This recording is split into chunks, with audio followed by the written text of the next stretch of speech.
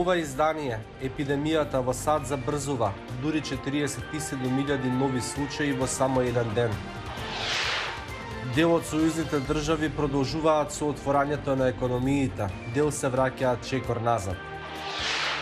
Реформата на американската полиција заглавена во Конгресот. Засега нема компромис меѓу демократите и републиканците. Останете со нас. Поздрав од Вашингтон. Ова е Ньюсфлеш на Гласот на Америка на македонски јазик, а јас сум Никола Крстик. Во следните 10 минути ќе дознаете повеќе за реформата на американската полиција, за реотворањето на сојузните држави и за тоа како дел од бизнисите се прилагодуваат на новата реалност. Но на почетокот одиме со најновите вести. САД забележаа неславен рекорд со нови 47.000 случаи на COVID-19, најголемо зголемување на заразени во еден ден од почетокот на пандемијата. Трендот на нови случаи се движи од Аризона и Тексас до Калифорнија, иако има драстичен скок и во Флорида, Џорџија и Јужна Каролина. Растечкиот број на позитивни случаи ширум САД го принуди доктор Ентони Фаучи, шеф на Националниот институт за алергија и инфективни болести, пред Сенатската комисија да предупреди дека актуелната стапка на нови инфекции може да се удвои на 100.000 дневно, ако не запре моменталниот тренд. Подпредседателот на САД, Майк Пенс, пак денеска патува во Аризона, една од сојузните држави со најголемо зголемување на бројот на заразени. Смртната стапка е на најниско ниво досега, рече Пенс вчера, и покрај големиот број на случаи на коронавирус, додавајќи дека државата сега е во многу подобра ситуација во споредба со пред 4 месеци. Според Пенс, сите 50 сојузни држави ги отвораат економиите и покрај тоа што 16 сојузни држави ги вратија забраните за одредени активности. САД водат во светот со вкупно 2,6 милиони потврдени случаи, вклучувајќи и 127.000 починати. Засега, Соединетите држави се исклучени од листата на земји чии државјани може да влезат во Европската унија.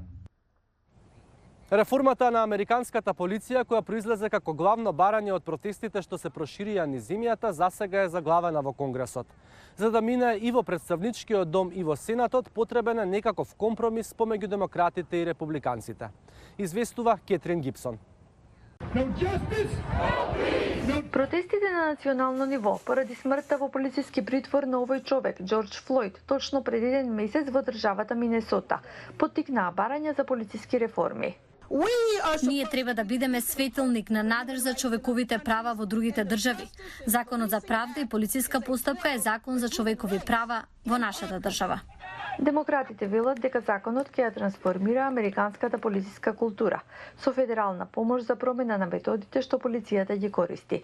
Меѓу другото, полицајците нема да бидат заштитени од граѓански тужби, потек што републиканците велат дека никогаш нема да го одобрат. Со промената на квалификуваниот имунитет, полицајецот може да оди во затвор за ненамерно дело, за ненамерно кршење на непознат закон. Ние веруваме дека полицајците треба да бидат одговорни за своите постапки, но последицата од тоа би била создавање криминалци од пристојни полицајци, кои го применуваат законот со добра намера. Во Сенатот, републиканскиот предлог за полициски реформи беше блокиран од демократите. На републиканскиот предлог за реформа му недостасува суштина и очајно потребна реформа за запирање на полициската бруталност против афроамериканците. Овој предлог закон не помина, затоа што беше несоодветен. Со блокирање на дебатата, демократите всушност одбија можност да преговараат, вели авторот на документот. Смртта на уште еден афроамериканец, Џорџ Флојд, е причината зошто државата ни даде можност да водиме. И моите пријатели од другата страна одбија. Бидејќи многу законодавци се соочуваат со реизбор, малкумина се мотивирани за соработка со оние од другата страна на политичката поделба. Сенаторката од Калифорнија Камала Харис, која е можен избор за подпредседателка на демократскиот председателски кандидат Џо Бајден, вака го објаснува својот став. Она што републиканците го понудија во основа е ветување за полицајците, после нивното однесување да можат да признаат што направиле. Не е доволно, ни приближно. Народот сака акција.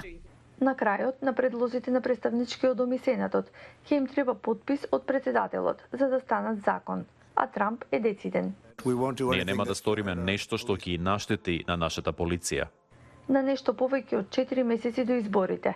На законодавците и им истекува времето за договор. Флорида надмина 100.000 потврдени случаи на коронавирус, од кои 3.000 почина. Но тоа не ја спречи оваа сојузна држава да започне со реотворање. Од Мајами јавува Лилија Анисимова. Алекс Джуган е собственик на неколку ресторани во Флорида и на некогаш успешен бизнис за достава на храна. Работел на свадби и големи корпорацијски настани и се надевал дека ќе го прошири бизнисот, но се појави коронавирусот. Весь ресторанен бизнес. Ресторанскиот бизнис беше хит. 2020 требаше да биде рекордна година за нас. Имаше многу туристи, трошеа пари. Јадењето во ресторан беше тренд. Денес, поради коронавирусот, рестораните на Джуган мора да ги почитуваат прописите. Работат со 50% од капацитетот и сите вработени мора да носат маски и ракавици.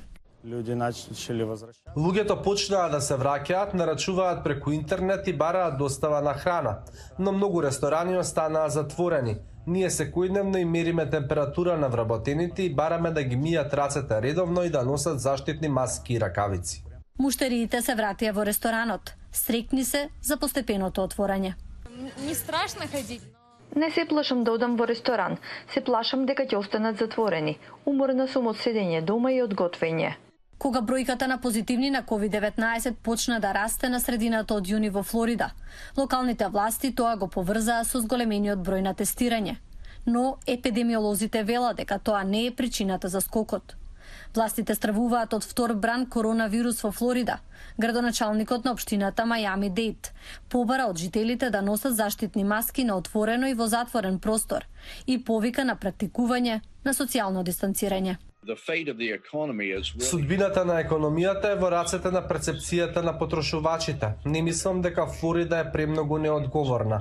Од друга страна, факт е дека оваа економија движена од туристите. Иако бизнисите кои служат на економијата се затворени на неодредено време, ќе биде тешко за политичарите да истраат.